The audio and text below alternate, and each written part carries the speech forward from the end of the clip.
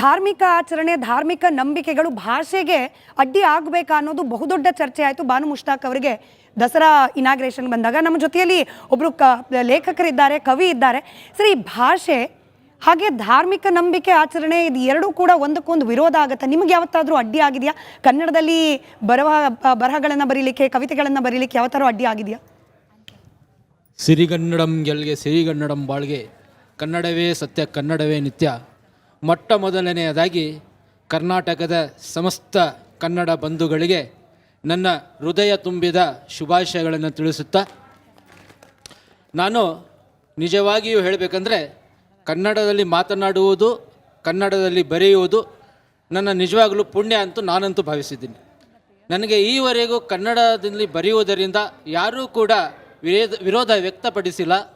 ನನ್ನ ಕೈಯನ್ನು ಬಲಪಡಿಸಿದ್ದಾರೆ ಕನ್ನಡದಲ್ಲಿ ಬರೆಯುವುದಕ್ಕೆ. ಆದ ಕಾರಣವೇ ನಾನು ಈ ತನಕ 4 ಕೃತಿಗಳನ್ನು ಬರೆದಿದ್ದೀನಿ. ನಾನು ನೆಲಮಂಗಲದಿಂದ ಬಂದಿದ್ದೀನಿ.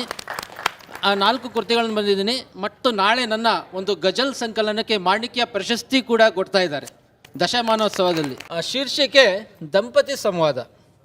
ಸಾಲವೆಲ್ಲ ತೀರ್ಸ್ಕೋಬೋದು, ಹೋಗಿ ಬನ್ನಿ ದುಬಾಯಿ. 5 ವರ್ಷ ನೀವಲ್ಲೇ ದುಡಿದ್ರೆ ಆಗೋದು ಭರ್ಪೂರ್ ಕಮಾಯಿ. ತಾಳು ಸ್ವಲ್ಪ ಸುಮ್ಮನೆ ಏರು, ಬಡಬಡ ಮಾಡಬೇಡ ಬಾಯಿ. ಕಷ್ಟಪಟ್ಟು ಇಲ್ಲೇ ದುಡಿದ್ರೆ ಅನ್ನ ಕೊಳ್ತಾರೆ ಭೂಮಿ ತಾಯಿ. ಬುದ್ಧಿ ಮಾತು ಹೇಳಿದರೆ ನೀವು ಭಾಷಣ ಬಿಗಿಯುತ್ತೀರಿ, ಕಥೆ ಕವನ ಬರೆದುಕೊಂಡು ಕಾಲ ಕಳೆಯುತ್ತೀರಿ. ಹೆಂಡತಿ ಮಕ್ಕಳಿಗೆ ಸಾಕ್ತಿದ್ದೀನಿ ತಾಳ್ಮೆ ಸಹನೆ ಮೀರಿ, ಬೆವರು ಸುರಿಸಿ ದುಡಿತಿದ್ದೀನಿ ನಾನಲ್ಲ ಸೋಮೇರಿ.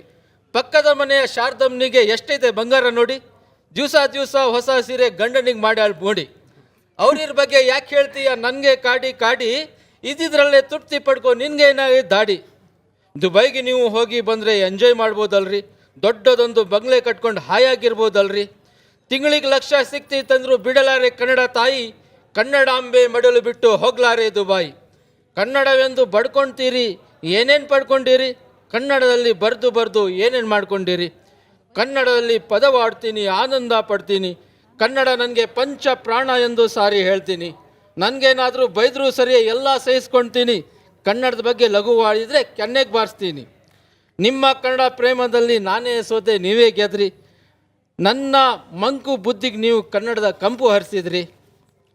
ನೀವು ಕಟ್ಟಿದ ಜೋಬಡಿಗೆ ನಾನು ತಾಜ್ ಮೆಹಲ್ ಅಂತೀನಿ, ನೀವು ಕೊಟ್ಟ ಉಡುಗೊರೆಯನ್ನು ಜೋಪಾನವಾಗಿ ಕಾಯ್ತೀನಿ. ಕನ್ನಡದ ನಿಮ್ಮ ಅಭಿಮಾನಕ್ಕೆ ಸ್ಫೂರ್ತಿಯಾಗಿ ಇರ್ತೀನಿ. ನಿಮ್ಮ ಕಲೆಗೆ ಮುನ್ನಡಿ ಬರೆದು ನವಚೇತನ ತುಂಬ್ತೀನಿ. ನೀನು ನನಗೆ ಧೈರ್ಯ ಕೊಟ್ಟರೆ ದೊಡ್ಡ ಕವಿ ಆಗ್ತೀನಿ. ಕನ್ನಡದಲ್ಲಿ ಪದವಾಡ್ತೀನಿ, ಹೃದಯ ತುಂಬಿ ಹಾಡ್ತೀನಿ, ಹೃದಯ ತುಂಬಿ ಹಾಡ್ತೀನಿ, ಹೃದಯ ತುಂಬಿ ಹಾಡ್ತೀನಿ. Hats off to you sir, hats off. ಇದರಲ್ಲಿರೋ ಆ ಮಡದಿ ನಿಮ್ಮ ಮಡದಿನೇ ಅಂತ ನಾನು ಭಾವಿಸ್ಕೊಳ್ತಾ, ಅವ್ರ ಹೆಸರು ಹೇಳ್ಬೇಡಿ ಸರ್.